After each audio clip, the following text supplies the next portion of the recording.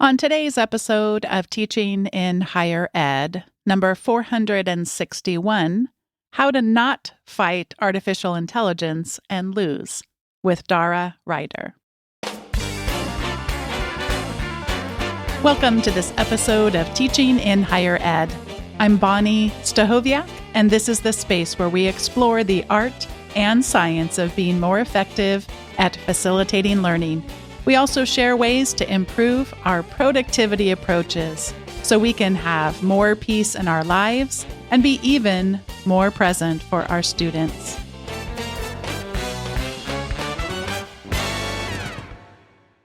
Today's guest, Dara Ryder, is Chief Executive Officer of AHEAD, an Irish NGO established in 1988, which is dedicated to creating inclusive environments for people with disabilities in education and employment. Dara became CEO in 2020, having previously managed AHEAD's digital presence and developed a suite of online CPD programs related to universal design for learning and inclusive practice in his role as digital media and e-learning manager there. His research interests include monitoring the participation of students with disabilities in higher education, exploring the learning experiences and desires of students with disabilities, and examining the implementation of UDL in policy and practice. After graduating from Queen's University in 2005, Dara joined Dún Laoghaire College of Further Education as a lecturer, where he became interested in inclusive education when working firsthand with students with disabilities in his classroom.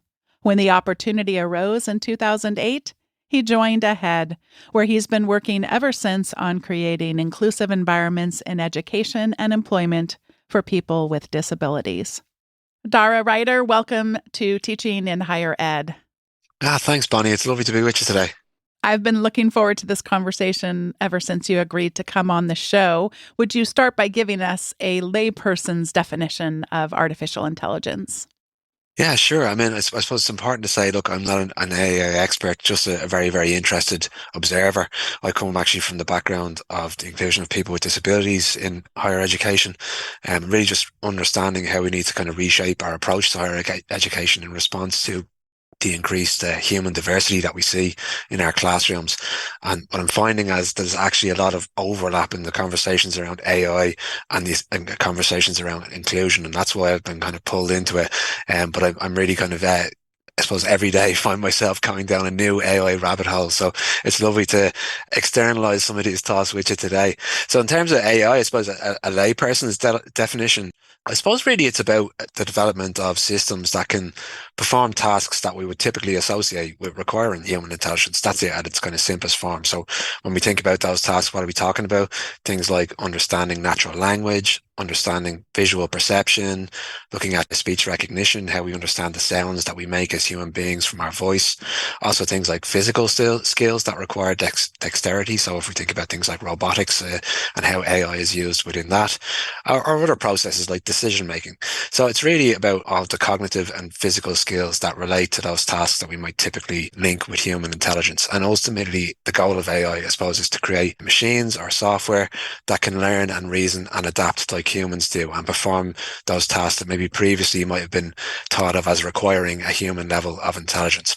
So it's kind of a catch-all term for the algorithms and the statistical models that power those machines, really. I'm feeling so much of that catch-all lately as we're having conversations. Just last week, we did a panel with some of our students, and I started to feel like in those moments that sort of everything feels like artificial intelligence at some point. So that was a fascinating conversation. I was so grateful to the students to come and be vulnerable to share about ways that they're seeing it being used and using it themselves. And so talk to us a little bit about some of the main categories involved in artificial intelligence. Yeah, look, there's a lot of different ways of categorizing AI, different subsets of categories and different kind of fields that move across these categories within AI. So you probably won't get a straight answer. I know you've been doing a lot of podcasts on this, Bonnie, so I'm sure you're getting different types of answers on this. But I suppose if I'm trying to boil it down very simply, most of the forms of AI fall into two main big categories as I see it. As I said, as an AI enthusiast, so the ones that really to stand out for me in terms of explaining AI in simplest terms is machine learning.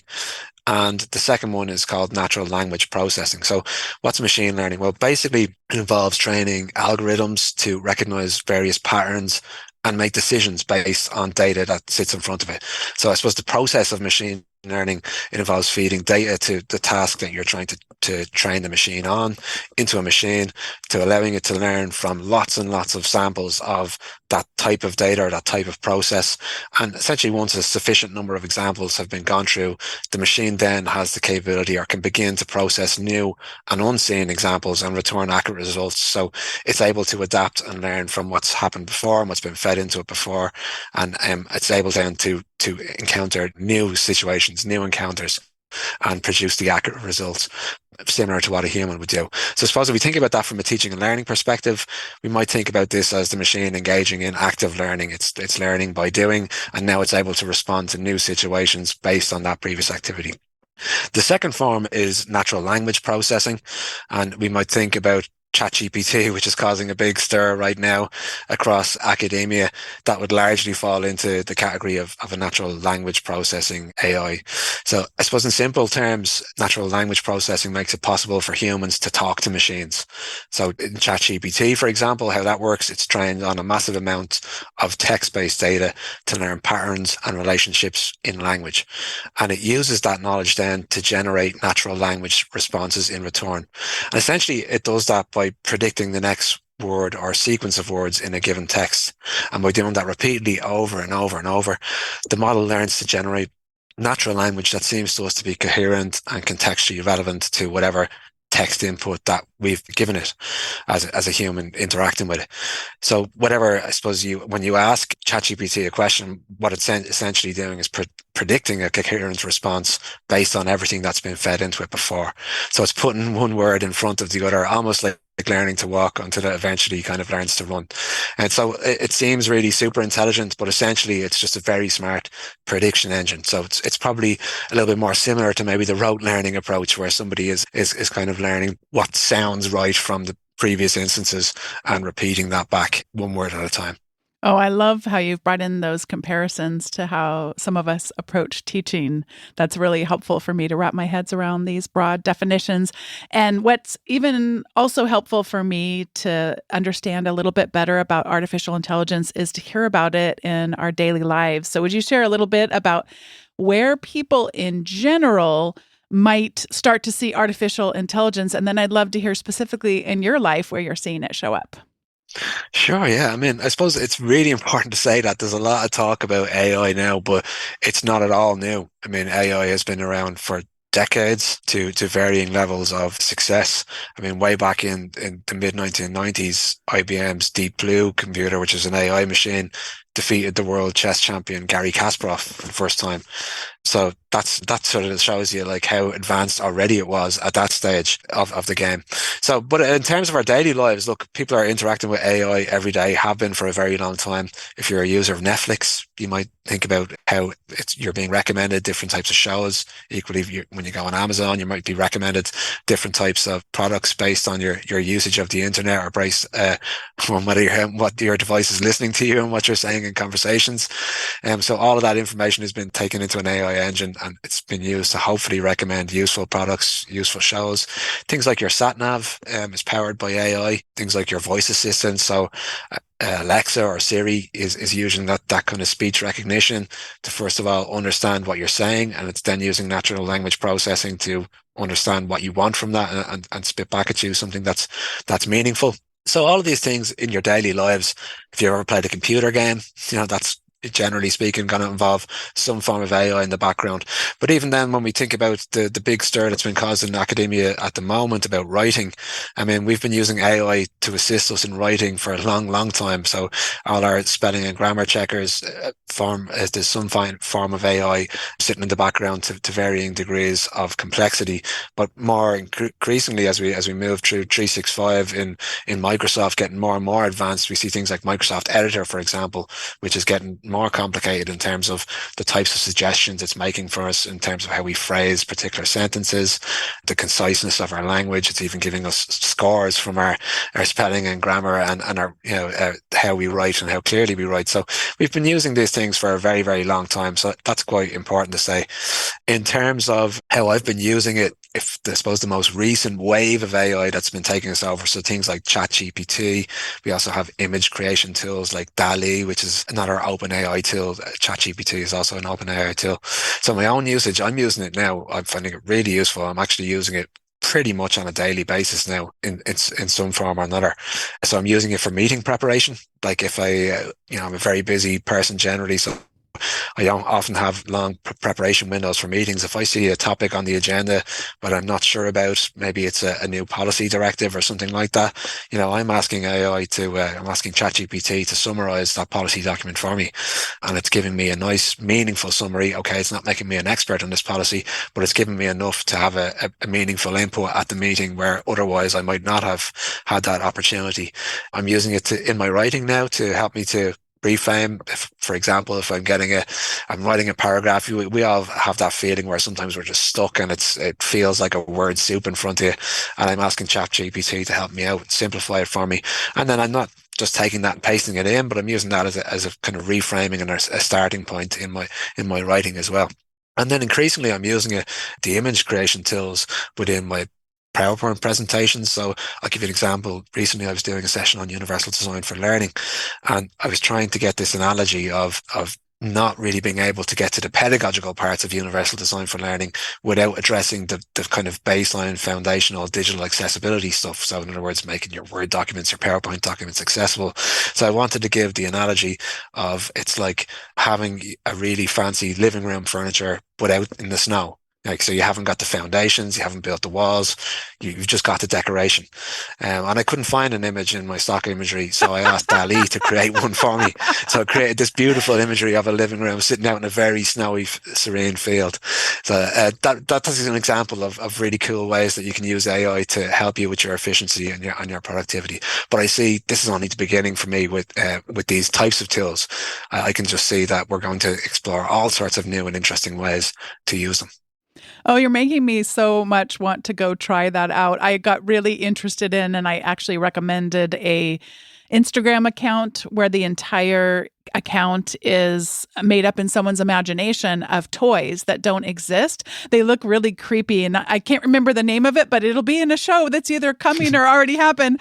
But I was showing it to my son last night. He was really interested, but I think for them, this is just the fact that you could have something in your imagination and then have it appear before you is not as maybe miraculous as it feels to me right now, because I just think that that's incredible. And I love that you had that image in your mind and then were able to have that come through in your PowerPoint slides. I'm fascinated always by all that I've read and learned about the importance of having our visuals match with what we're trying to say, and think of all the freedom that is before us right now to be able to live up to the spirit of that guidance. Totally right. How long have we all spent trawling these stock image sites, or trawling, for royalty-free images, even probably more relevant for folks in the academic sphere, where we're just trying to find an image that lands.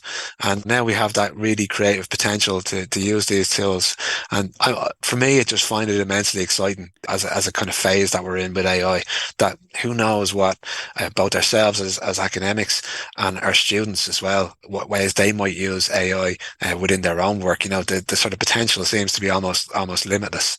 Yeah. So you've talked a little bit about how you're seeing it show up as useful in your daily life. Would you talk about some of the reasons that students might turn to artificial intelligence? Yeah, I mean, like we've kind of alluded to some of them already. That first of all, the creative potential there is amazing. I see a kind of AI as having potential in lots of different ways, some of which are maybe negative and something to be concerned about, or something to at least think through what the implications are, and some of which are like, immensely positive.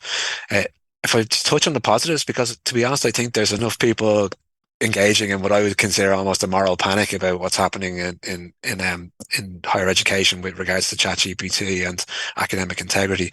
I'm going to maybe lean to more towards the positives because I think there's enough voices talking about that sort of debate. But I suppose like I see it as a great leveler. You know, I see it as almost like the ability to have a level of a personal assistant there, someone who you can check in when you don't understand the concept, and you can ask a very meaningful, specific query about the content that you're engaging in that you just don't get, and you can get an additional layer of advice on that. Yes, it's not always going to be perfect. Yes, we have to be careful about how students use it because, as we know, the responses it can contain information that isn't correct. But I think that's, I suppose, part of the onus on educators is to actually engage with students on this to teach them how to use it really effectively. Because one of the things, for example, with ChatGPT that we've learned is how you actually construct the prompts is really, really heavily linked with the quality of response that you get. So I think there's actually an onus on us to help students to understand that, to get the most from it. And so I suppose students can use it in a whole variety of ways. Things like, as I mentioned, just checking in on particular types of content. It could be summarizing big chunks of content into smaller chunks. I mean, I mentioned that I'm a very busy person and I come to meetings and I maybe haven't had the preparation time that I'd like. We all know that students are incredibly busy at the moment. They have increasingly complex lives. They're often traveling huge distances because of issues with housing. Certainly here in Ireland, we're in the midst of a housing crisis. Obviously, the sort of diversity of our colleges is massively exploding. So we have a lot of socioeconomic diversity within our colleges, which means that people often have to work long hours outside of their college life. Equally, we have a whole range of diversity in terms of access and disability, which means that maybe people may need more time to internalize data. So all of those things mean that we need to be realistic about where we are as educators and, I suppose, plan our pedagogy for the real world. And I think AI can really help our students to maybe to chunk some of that information down and act as a real kind of guide through that information. I suppose in terms of the sort of more nastier side of things, where we see a lot of the talk and a lot of its focus is around how students might use it to produce essays and to sort of cheat in that regard. So I suppose the reasons students might do that, look, for me, this is actually an essential part of this conversation is about the environment that we put our students in and the purpose of our educational institutions and our programs. And I think for me, the primacy of grades within our system is something that really has to change. We have moved, generally speaking, to more standards-based accreditation, as in, especially when we think about things like engagement with our professional bodies or professional programs, they're generally standards-based. And yet we haven't moved away from grades, but for me, grades actually don't have a place in a standards-based accreditation system at all. And the research is very clear that they have real no assistance to learning. Like, grades do not actually aid learning in any real capacity. So I think bringing in these kind of unnecessarily competitive systems is actually kind of harm to our students and harm to the process of learning. And really, they end up driving desperate students to do often desperate things. And I think overassessment is a major problem that we have. Often there's not a lot of time and energy spent in a cross-programmatic approach to assessing our learning outcomes. So we're often assessing learning outcomes multiple times, very unnecessarily, to the point where students often end up maybe having 3, 4, 5 assessments to do in a very short window. Sometimes those assessments are engaging in multiple learning outcome or the same learning outcome multiple times. I think a lack of authentic assessment is another really big issue in terms of, do students actually see the value in the assessment itself for the purpose of learning? So we know we have assessment for as learning as well. But I think actually all assessments should be for learning, even if they are assessment of learning. So I think do actually students see the value in the assessment as something that's meaningful for them to engage in, that will be useful for them in their lives, professional lives or other aspects of their life. And then I think a big one from my perspective, coming from the disability and inclusion perspective, is the whole aspect of the integrity of their traditional modes of assessment in the first place. So often the academic integrity debate is very heavily weighted towards the student's responsibility to ensure fairness within the process. But actually, I believe that some of the traditional modes have been very heavily disadvantaging for students with disabilities. Certainly the data we collect here in AHEAD suggests that. I'll give you an example that always sticks in my mind of a student I interviewed as part of a research project during COVID who told me that prior to COVID, they were failing their exams, scraping passes and others. And as soon as they moved into COVID, into the alternative assessment modes, they actually moved from failing and scraping passes to the top 5 to 10 in their class. So just the change of instrument had an enormous effect. And really the reasonable accommodations that this student would have been getting before, extra 10 minutes an hour an exam, was a sticking plaster. It wasn't a meaningful intervention for them. So really, I think what that tells me actually is that the integrity debate needs to be widened out and it needs to be looked at in a much more holistic way, because I would see that almost as a form of institutional cheating, if I want to use very provocative language. But that we're not addressing these issues, that we're mostly doing the examination because it's practical, because it's something we've always done, because it's something that from an economic perspective that we can achieve in a practical way.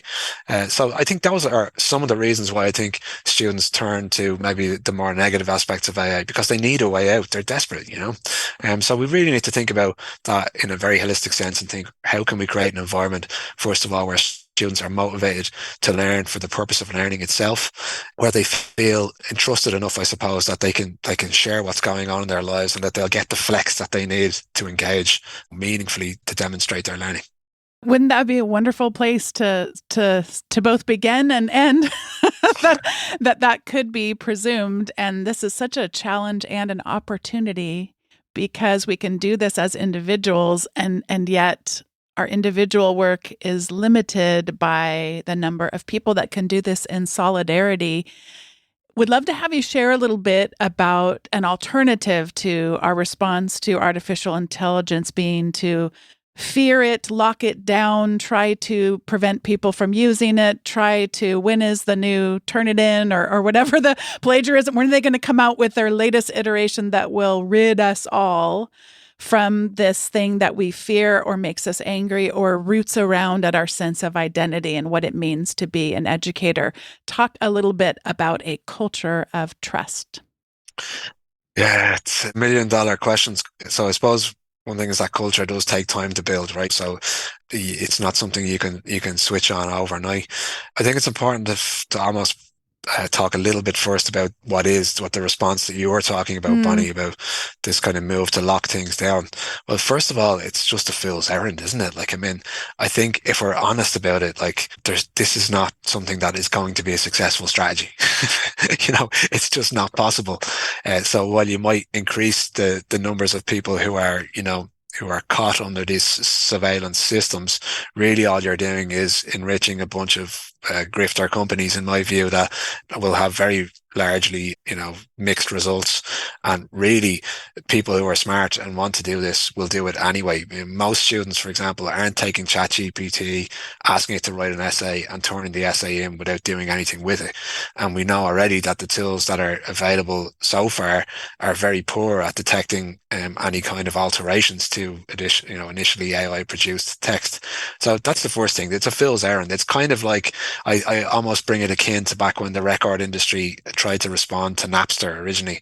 Rather than trying to create a holistic solution that brought streaming to the internet in a productive way for them as industries, they instead went to try and lock it down, bring Napster to court, draw that out. And really over time, that resulted in the music industry dramatically losing revenue at a record pace. And I think that's been overall very harmful for the industry, and that it's taken a long time for it to respond, and the responses that they have in place now are definitely not necessarily the most productive ways, both for the industry and for artists as well. So I think that's kind of a good analogy, is that it's a fool's errand to actually try and fight this in a major way. And I'm not trying to say that it's easy for educators. It's very, very difficult, and their educators are largely very, very overworked themselves, and so I have real empathy for the conversations that are going on. But what I would say is, like, first of all, to have conversations with your students about this technology. This is what it is. This is what it's doing. Even like from the point of view is ChatGPT, for example, is largely a predictive model. It's largely going to give you mixed results in terms of the efficacy of what's coming out of it, flagging with them that it's often going to make up references. With prompts, of course, you can improve that dramatically in terms of the quality of that. But still, having those initial conversations, really pointing out what this is all about, that they're actually losing by using ChatGPT in those kinds of ways, but actually that there is really constructive ways to use it, allowing them to use it, but also to maybe reflect as part of their assessment process on their engagement with ChatGPT. How did they use it? What did they find critically as the things that ChatGPT was good at or bad at, so sort of including that as part of the thing and being open about that. And I always find that, like, I mean, being open in those relationships with your students, allowing them to show their vulnerabilities and showing your own is a really, really good way to create a kind of culture of trust. Also bringing in maybe more examples of peer engagement where, for example, if you're doing peer review of work before submission, where maybe there's a point that they talk to each other about how these tools were used as part of the creation, and they also get feedback on each other's work, so that you're creating a culture of dialogue within the classroom more generally. All these things can help, I think, to create a culture of trust. And then from an academic integrity point of view, I think just having conversations about that is really important, because often students don't understand the term whatsoever, what it means, why it's important. So understanding that being in academia is partly about creating truthful process, truthful dialogue, truthful output, and why that contributes to our society in the whole, and how they can be part of that conversation by engaging in the process meaningfully and authentically. I think that's really the way to go. I wanted to try a premise out on you that I just want to play with it for a bit. Sure. So we might presume that you're here to learn as a student. And if you're not here to learn, that's not your fault. Or perhaps I have to soften it a bit and say that's not entirely your fault. And what would education look like if we were to start with that premise? Is that a good premise to start with, that people are there to learn, or do we need to replace it with something else? Well, first of all, I think we need to be realistic about students' motivations and the culture that we're placing them in. So we can't pretend they're here to learn that that's their sole purpose. Yeah. In an environment where we have they've been culturally taught that grading is important, that competition is important, that we live in a market economy that's going to value that in some way. So a lot of people will come into university settings because they want jobs that will give them meaningful, authentic, rich lives.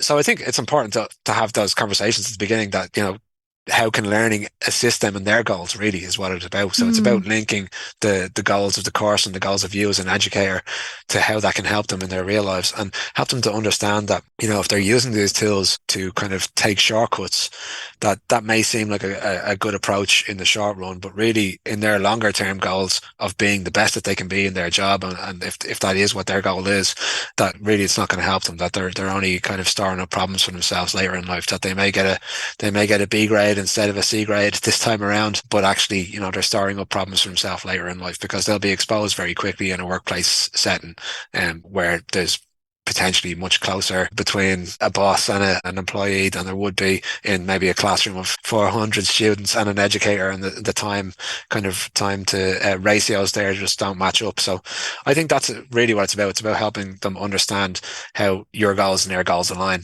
really. Yeah, and it does circle back to what you said earlier about authentic assessment, because if we were doing that more effectively, collectively in higher education, that potential for that kind of thing to happen would be a lot less, because the assessments would resemble the expectations, both in the workplace, but also I think many of us would say in society, to be, engaged in civic life in ways that are Totally. for the Yeah. betterment of our society. Yeah, totally. And I think when we look at the graduate outcomes that we want for our students, often the universities and colleges will have specific stated outcomes that they want to imbue their graduates with. But increasingly, they're often things like our critical thinking skills, our reflective skills. We're increasingly moving away from the kind of the hard kind of skills of maybe writing, or it's increasingly more about our engagement with information and how we analyze it and interpret it. So I think that's also a way in for us to have those dialogues with our students, to show us this is actually what employers want from you as a graduate. This is what we want from you, to give you the opportunity to develop as a university. And part of that is actually that meaningful critical engagement with the content. So ChatGPT can help you fake that, but that's only going to help you fake it till you get out the door. And maybe not even till you get that far.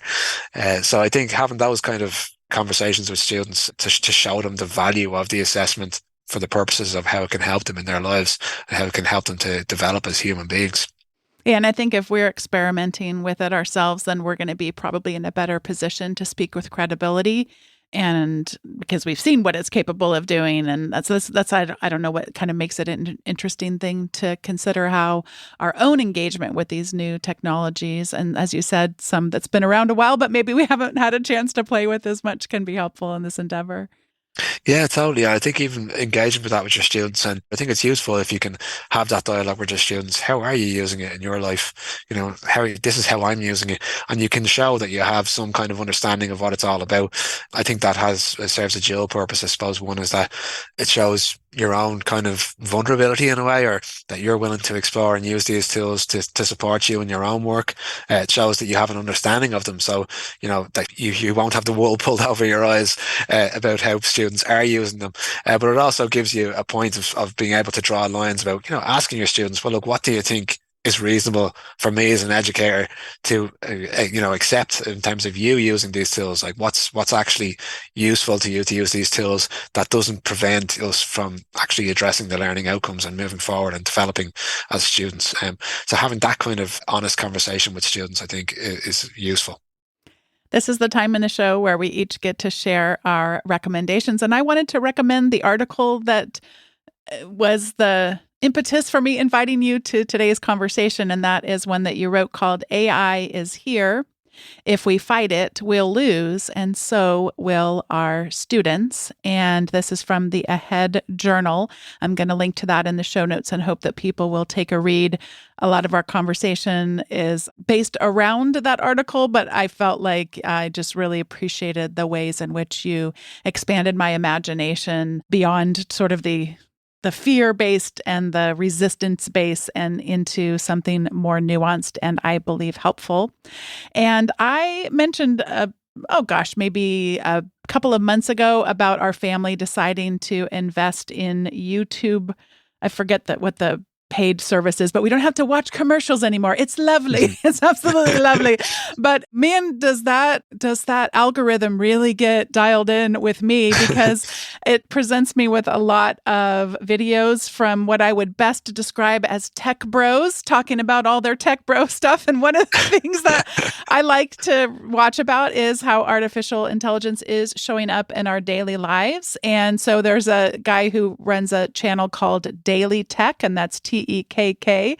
And there's a video I wanted to recommend called AI Apps for the iPad. And I just think it's interesting. I own an iPad, and when we own these devices, I find it fascinating just to think about ways that go beyond my current usage of how it could help me either get some things done. It was actually kind of back to what you said, Dara, about the broad two types of artificial intelligence. I mean, to see that show up on such a simple device that I mostly use for consumption, it's kind of an intriguing idea. So I will warn you that when I link to these videos, it's a little tech bro, but we can handle a little tech bro as we learn a little bit how to get more out of our devices. So that's what I want to recommend, and I'll pass it over to you for whatever you'd like to recommend. Yeah, I mean, if it's okay, I'm going to recommend a couple of resources around the universal design for learning approach. We'd be an advocate of that approach, partly because it touches on so many of the topics that we've discussed today. The first principle of UDL is all about really providing multiple means of engagement. So that's really about understanding why our students are in the room in the first place. We talked about that motivation and how our teaching and our pedagogy connects with that motivation. So that's one part of it. But yeah, so the first one is a book called Reach Everyone and Teach Everyone. So it's an introduction to universal design for learning. And in terms of creating that culture of trust that we talked about, I think it's an absolutely brilliant book. I mean, it goes through the full gamut of UDL as a concept. But for me, the strength of it is all about that engagement with the students and creating a community of learning that is very authentic and hopefully motivates students for the purpose of learning itself. So that's a book by Thomas J. Tobin and Kirsten Belling. And I have no Tom Tobin through my work, and he's just a brilliant communicator around these type of topics. So I'd highly recommend engaging in anything that Tom produces. And the other piece is actually an AHEAD piece from the organization that I work for, AHEAD. So we're an NGO focused on creating inclusive environments in education and employment for people with disabilities. So we actually have a whole series of short courses that we've released this year, which are 2-hour free self-directed short courses on a range of topics that are all about inclusion in education, including actually there's an intro to UDL there. So they're all housed in a little sort of subset of our website called ARC, which stands for Accessibility Resources and Know-How. So head.ie/ARC, and you'll get 5 free short courses there that any educators right across the world can engage in. Oh, that sounds amazing. I did spend quite a bit of time exploring your website when I was preparing for today, but missed that. So I can't wait to go back and explore that. And of course, suggest that listeners do just the same. Dara, thank you so much for joining me for today's conversation and for responding to my invitation to come on the show. No, it was really wonderful, and I hope your listeners get something from it. I'm sure they will. And thanks again for being on Teaching in Higher Ed. Today's episode was produced by me, Bonnie Stachowiak. It was edited by the ever-talented Andrew Kroger. Podcast production support was provided by Sierra Smith, who will only be Sierra Smith for a short number of months before she has a different last name, and I get to say a different last name during this conclusion. Thanks to each one of you for listening to today's episode and being a part of the Teaching in Higher Ed community. If you've yet to sign up for the weekly update, head over to teachinginhighered.com/subscribe, and you can receive the show notes from the most recent episode, as well as some other goodies that don't show up on the main part of the episode. Thank you so much for listening, and I'll see you next time on Teaching in Higher Ed.